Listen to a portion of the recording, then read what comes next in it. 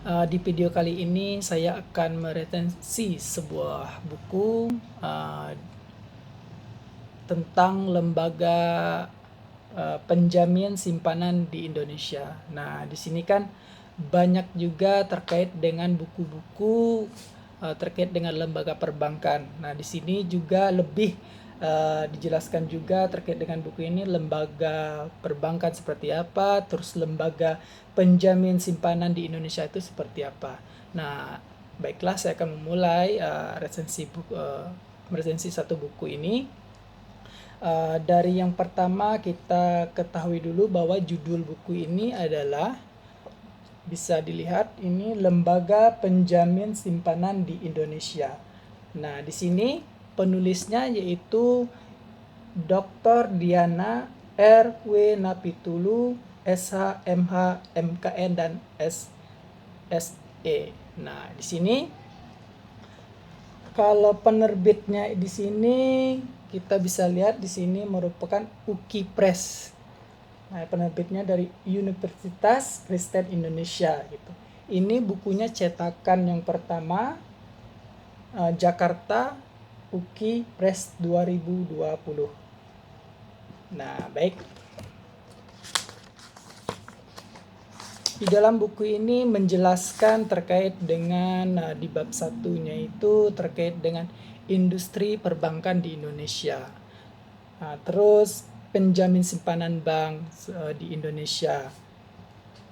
Dan di bab 2-nya itu terkait dengan perkembangan teori dan studi penjaminan simpanan. Nah, di situ ada aja poin-poinnya, tapi yang saya rekomendasikan di sini ada terkait dengan teori dari dan studi penjamin simpanan itu seperti apa. Di dalam buku ini dijelaskan. Nanti untuk lebih lanjut saya akan jelaskan. Nah, di sini juga bab 3-nya terkait dengan landasan teori dan yuridis lembaga penjamin simpanan. Nah, di sini kan memang untuk membuat lembaga suatu simpanan itu memang kita harus dilandasi dengan teori-teori gitu ya. Nah, baik, di bab 4-nya itu terkait dengan tinjauan hukum dan analisis perkembangan lembaga penjamin simpanan. Nah, bab 5 itu terkait dengan epilog. Nah, baik, setelah kita lihat ringkas terkait dengan di daftar isi apa aja isi dalam buku ini, memang lengkap ya buku ini terkait dengan lembaga penjamin simpanan di Indonesia gitu ya. Memang untuk ini buat belajar bagi mahasiswa yang baik itu hukum, baik itu bidang ekonomi maupun itu di bidang perbankan, ini sangat rekomendasi sekali bukunya. Baiklah, di sini saya hampir lupa, ini mungkin harga bukunya juga nggak terlalu mahal lah kalau misalnya untuk buku sebagus ini dan selengkap ini menurut saya ya. Nah, di sini juga dijelaskan terkait dengan dalam buku tersebut menjelaskan secara ringkas terkait dengan perbankan gitu, dan kita dapat memahaminya dengan cukup baik gitu dan mudah ditangkap sama kepala gitu. Nah, di sini terkait dengan saya akan menjelaskan apa itu menurut buku ini, menjelaskan terkait dengan pengertian perbankan. Nah, di sini kita bisa lihat di bab satunya, industri perbankan di Indonesia. Nah, di sini bank itu menurut buku ini adalah bank merupakan badan usaha yang menghimpun dana dari masyarakat dalam bentuk simpanan dan menyalurkannya kepada masyarakat dalam bentuk kredit dan atau bentuk-bentuk lainnya dalam rangka meningkatkan taraf hidup rakyat banyak. Nah, di sini kita bisa lihat pengertian bank ini tersebut mengindikasikan fungsi strategis bank sebagai lembaga intermediasi untuk memanjang kelancaran perekonomian di Indonesia atau di luar negeri juga bisa. Nah, di sini juga dijelaskan terkait dengan kesehatan bank dan pengawasan bank di dalam buku ini. Saya akan jelaskan secara ringkas. Nah, di sini guna menciptakan perbankan yang sehat harus dilakukan melalui pendekatan yang terdiri dari 3 pilar, yaitu diantaranya yang utama yaitu fungsi pengawasan. Ini memang sangat penting untuk perbankan ya, harus ada pengawasnya, lembaga pengawas. Terus yang kedua internal government. Nah, internal government itu dari dalam perusahaan atau pemerintah itu harus bagus. Terus disiplin pasar. Nah, itu juga bagus. Memangnya buku ini menjelaskan, mungkin saya nggak bisa untuk menceritakan, tetapi secara umum buku ini memang menceritakan terkait dengan lembaga penjaminan bank maupun lembaga bank dan pengawasan bank gitu, dan tata cara pengelolaan maupun dan kewajiban bank.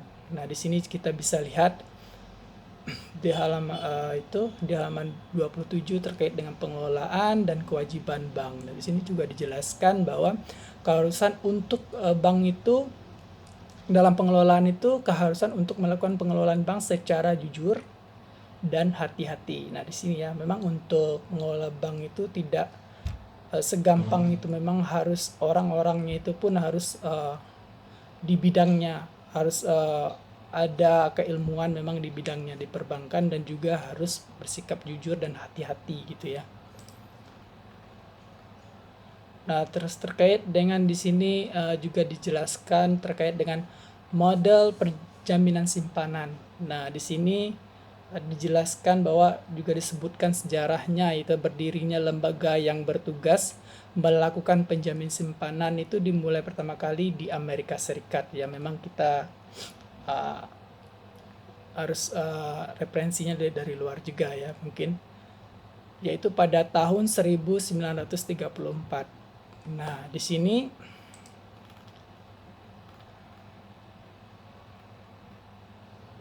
kita yang saya pengen sampaikan tadi terkait dengan landasan teori dan yuridis lembaga penjaminan simpanan. Nah, kenapa di dalam buku ini memang sangat bagus, karena memang di sini ya fungsinya itu di bab 3 itu menurut saya sangat bagus terkait dengan landasan teori dan yuridis lembaga penjamin simpanan. Dan di sini juga dijelaskan bahwa landasan berdirinya lembaga penjamin simpanan dilakukan beberapa program guna mengembangkan sektor perbankan ditujukan untuk mencapai beberapa sasaran atau target. Pertama yaitu terpenuhinya kebutuhan sumber daya manusia memang ya dalam bidang perbankan. Nah, ini memang poin pertama yang harus dalam menjalankan penjaminan simpanan itu untuk perbankan. Baik, saya akan coba.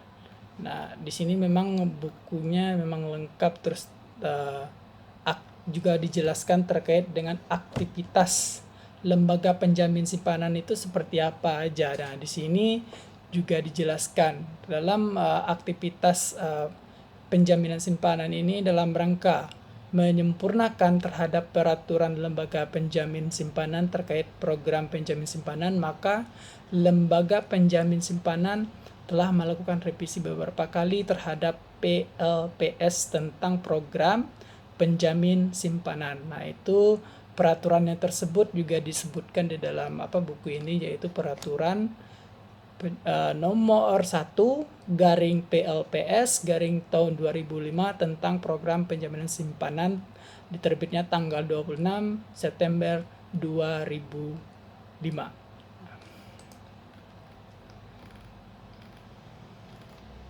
Nah, di sini juga dijelaskan dalam buku ini terkait dengan apa yang menjadi permasalahan bank. Kenapa bank itu gagal?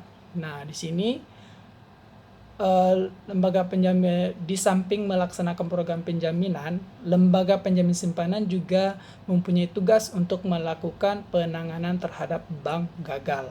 Nah, di sini fungsi penjamin simpanan ini bukan hanya untuk uang nasabah tapi juga untuk bank-bank yang gagal. Nah, ini dijelaskan dalam buku ini tersebut. Nah, terkait dengan penanganan tersebut bank gagal itu ada dua cara, yaitu cara sistematik dan cara non sistematik menurut buku ini.